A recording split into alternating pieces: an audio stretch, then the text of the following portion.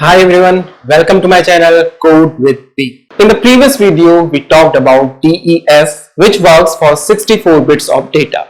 So, if I have a data that has a length 64 bits, and then I have this is data, and I have a key which is again of size 64 bits, then if we pass through the DES algorithm, so we get the ciphertext.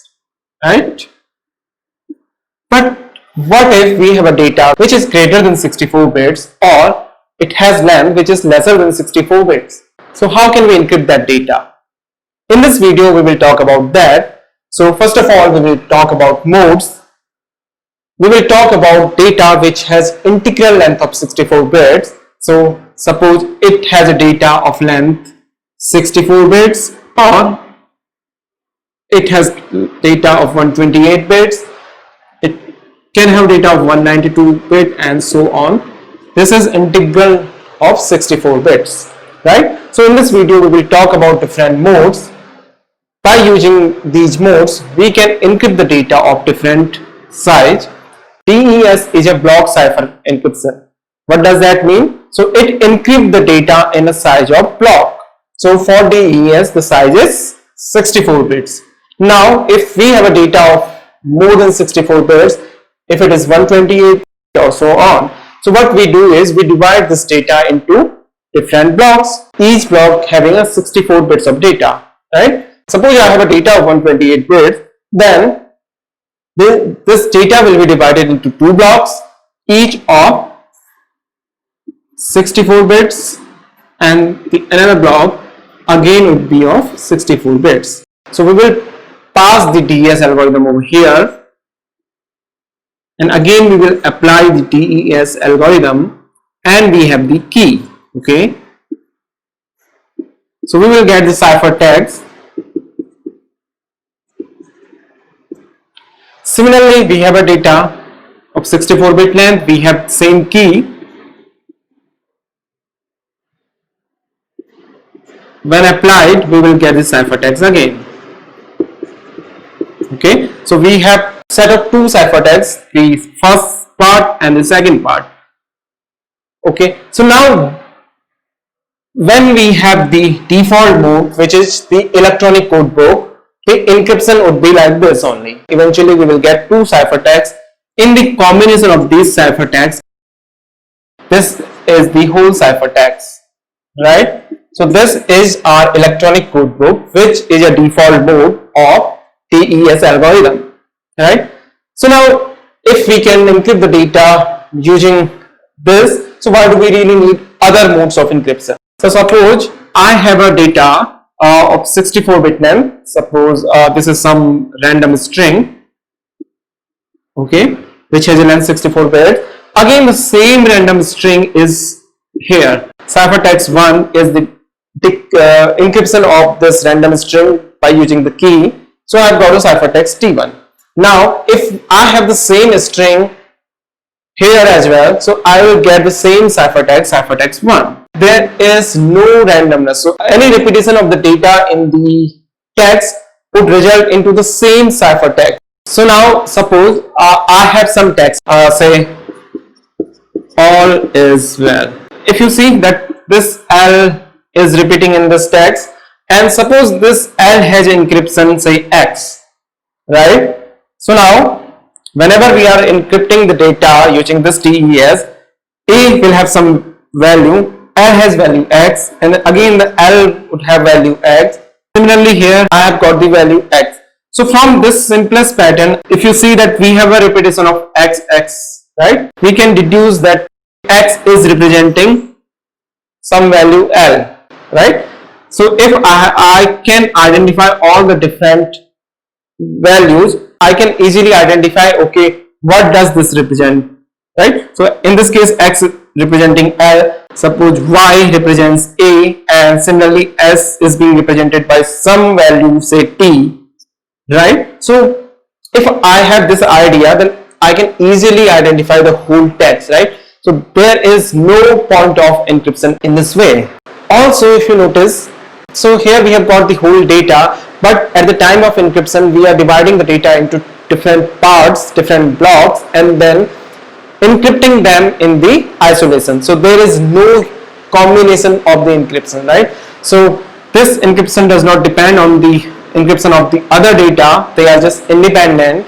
So in this way we can do encrypt the data in parallel, also we can decrypt the data in parallel as well, but there is no combined encryption of all this data. This is why this encryption is not very safe, so it's not being used. If we have to chain them together and we need to see the combined encryption, so for that we will be using the cipher block chaining. So I'll explain how this works. Suppose we have the text, okay, so the first part, then we have the text, second part, and similarly we have the third part. So this data is of 64 bit, and this is again 64 bits, and this is 64 bits as well, right? And now we have got the key which is of 64 bit length, okay. So now I consider this key as k. We have t1, this data is t2, and then we have data t3, right? In the cipher block chaining, to chain the data together we need one initialization vector which is IV, okay. So in DES, because data and the key length is 64 bit, so IV is also selected as a 64 bits key, okay. So it has a length of 64 bit as well. Now whenever we need to encrypt the data, first of all the IV is applied with the text. So here we have the algorithm DES, again we have the algorithm DES, and then again we have the algorithm DES. For the IV it will have some initial value, it will be applied with the text T1, and suppose this is IV and this is T1. First of all it will be joined together, and then the key K will be applied with the joined value of initialization vector and the T1. So we get the ciphertext. For the second block, whatever value we have received over here, it will be applied as an IV, and again it will be joined with T2. The DS will be applied with the key, and we get the ciphertext.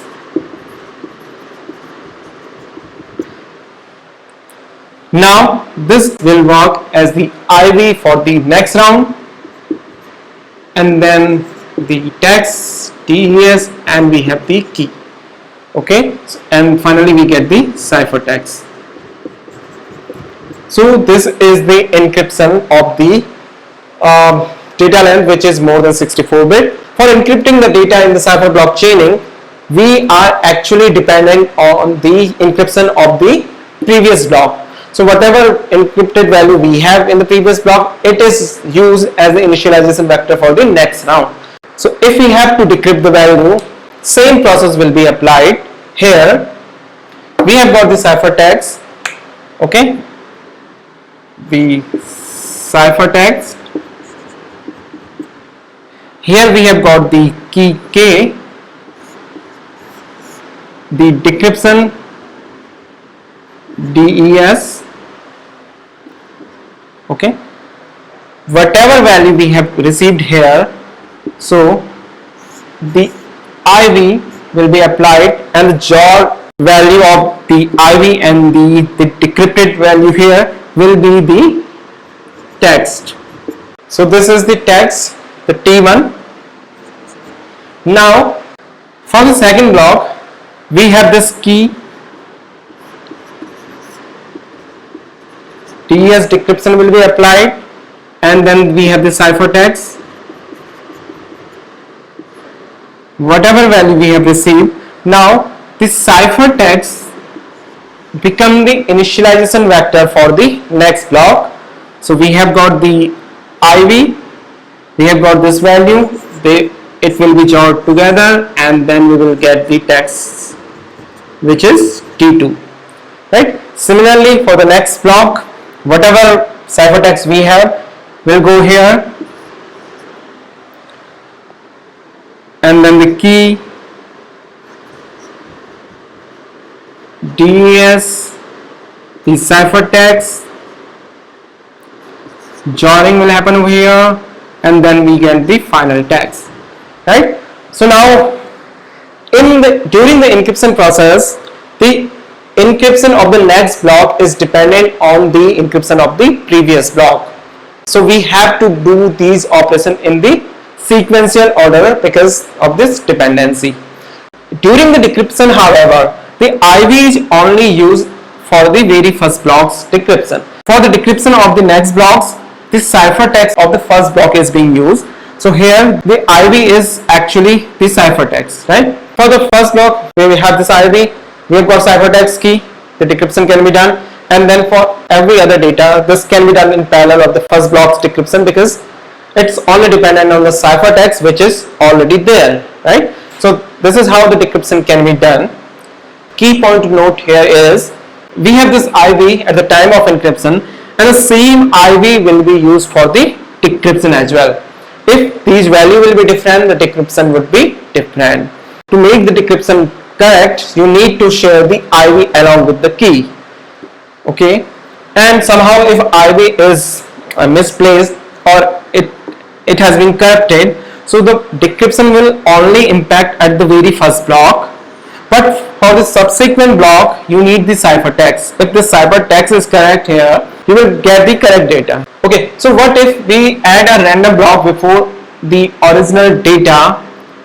We add the 64 bits random block, we apply this IV, we just encrypt data using the key, and then we use this value over here, and then we have the rest of the data, right?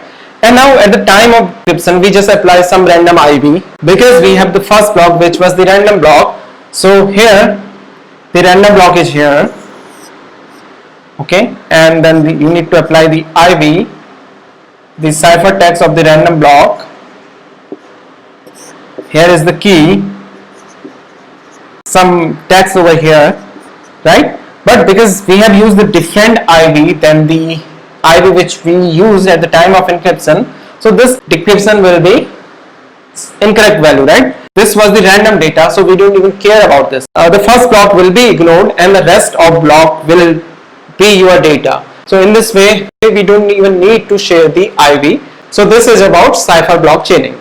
Then comes the propagating cipher block chaining, which is more or less same as CBC with one difference, and the difference is with this PCBC.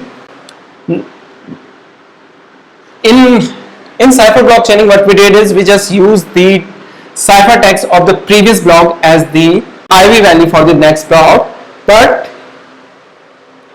for PCBC to work, the IV is not only dependent on the ciphertext, but it also depends on the text.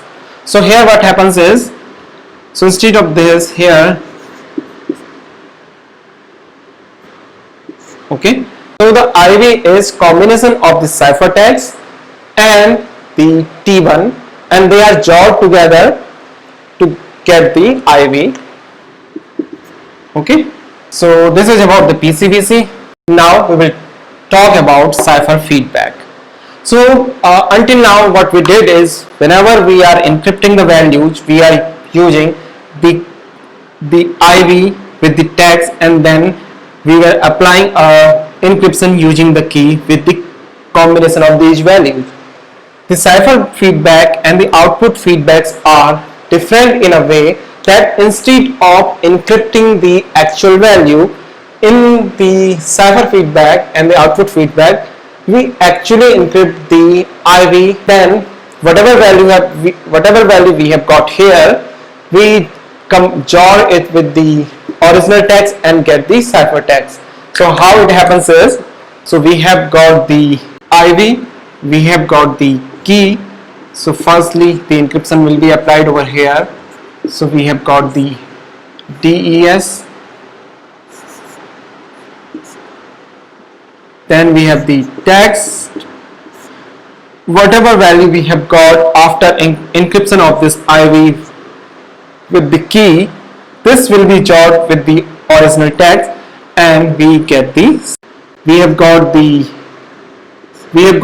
key. The algorithm will be applied over here, so we get the encrypted value which will be joined with the, so this is text T1, this will be joined with the text T2, and we get the ciphertext, right? Similarly, this ciphertext will be used as the IV for the next block, and then we get the encrypted value, right? So now the encryption of each block is dependent on the previous block, so it has to be done in the sequential order. Same thing happens at the time of decryption. We have the IV, we have the key, decryption will happen over here. Whatever value we have received, it will be joined with the ciphertext, so we get the text over here. We did use the ciphertext as the initialization vector for the next block, so we will use the same ciphertext again as the IV. We will use the key, we get the decryption joining with the ciphertext, we get the original text, and so on. Here again the IV is only used at the very first block, and then on we use the ciphertext for as the initialization vector for the next block. So all of these processes can be done in parallel. When we talk about the DES, the encryption and the decryption applied with the individual blocks. So if we have lesser than 64 bits, then you need some padding that we will discuss in next video. Cipher feedback make use of the stream cipher, which means the encryption happens bit by bit, so you don't need to add the additional padding. That is about cipher feedback. Now we will talk about the output feedback. Difference between the output feedback and the cipher feedback is only about how we use the IV for the next round. So in the CFD we use the ciphertext as the IV. In the output feedback, instead of this ciphertext here, direct encrypted value is used as the initialization vector for the next round. At the time of decryption as well, we don't need the job value, but we will just simply use this value, because now we are using the decrypted value, so you need to know the decrypted value of the previous block, right? So this cannot be done in parallel. We need to get the actual value, we just need the ciphertext at that moment in time, right? So if we know the K and the IV, so all of this thing can be done in advance, and then eventually we can apply the ciphertext, the joining in the parallel, so make the process bit faster. Okay, to sum up this, suppose we have a name, we have some text bridge. Okay, first time whenever encryption will happen of this value, it results into XTYR. Next time whenever we are encrypting the value bridge, because of the IV, it can be MXG. So the first time the bridge encrypted, it will have a value XTYR, and the next time the same value has to be encrypted, it will result into some other value. This is one of the primary property of the encryption, that it should not be predictable, and by using these different kind of modes we can achieve this thing.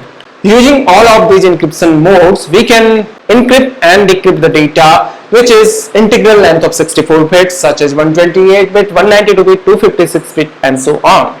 But if we need to encrypt the data which has length less than 64 bits, say 32 bits, 48 bits, or maybe more like 92 bits, right? So how can we encrypt that data?